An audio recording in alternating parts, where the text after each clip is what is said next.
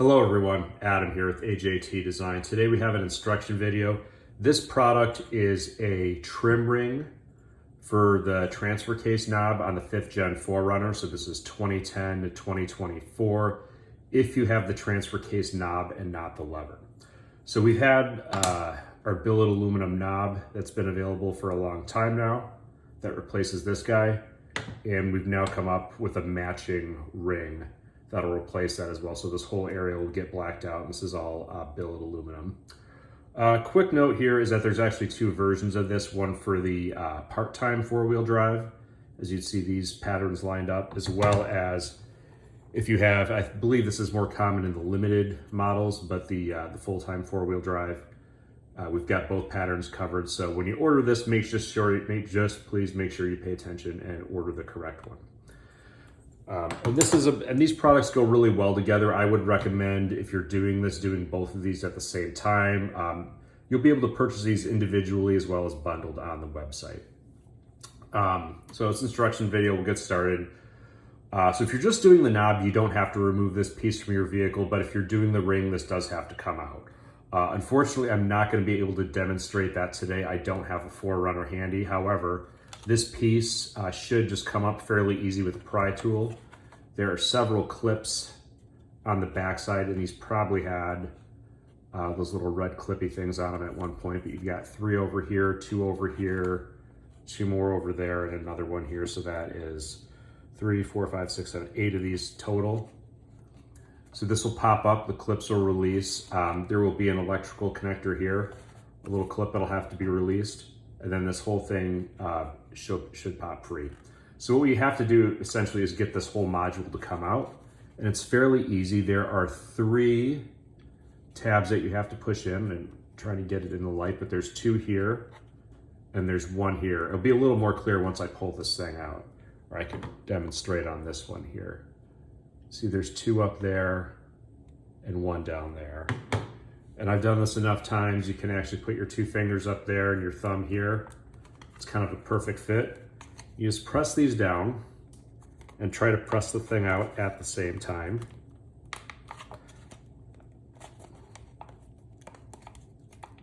And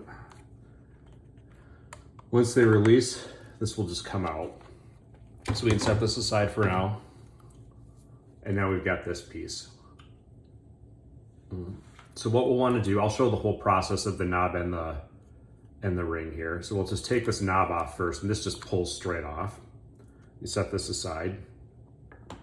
And then we have to get this ring off, and this is held on by some thin plastic tabs here. You may want to use a screwdriver to help pry these off. This generally isn't really held on that securely and comes off fairly easy. And that's really all there is to it, and then this piece is removed. With this removed, then it's time to place this on. And there's only one way where this goes on correctly. So you want to line it up. Before you press it on, just make sure you've got this piece here lined up in this groove here. And then all 3 of these tabs, you want to line up over these nubs here. You want to make double sure everything is lined up before you press it on. Here's the deal with this. This is kind of the only critical part of this whole installation. This is billet aluminum, this is metal, and these are sharp edges. So when you put this on the first time, and if you do it the only time, it's very, very tight and super solid.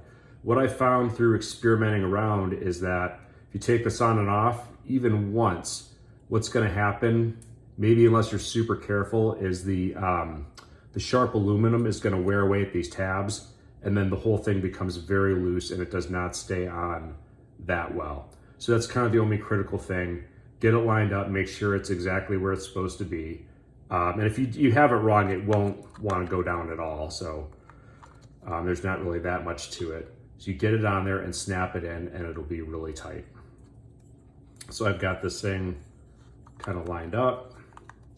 Again, this isn't really hard to figure out. And then you simply snap it in, make sure it's snapped in all the way around.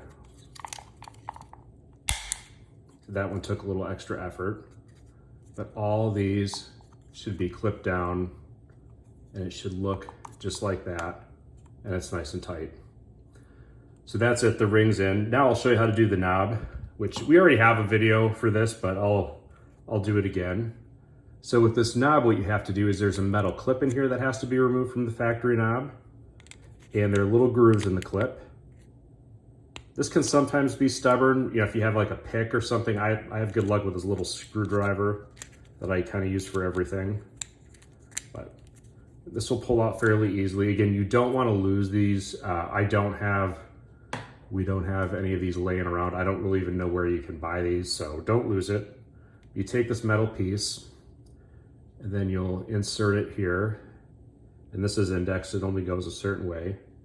Get it in there. You simply just press it in. And then with that in there,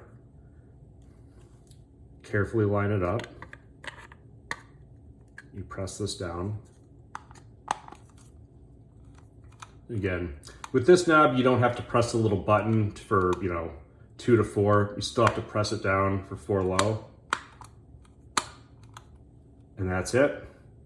Then you simply, again, this thing has little grooves that align it, so it should line up like this.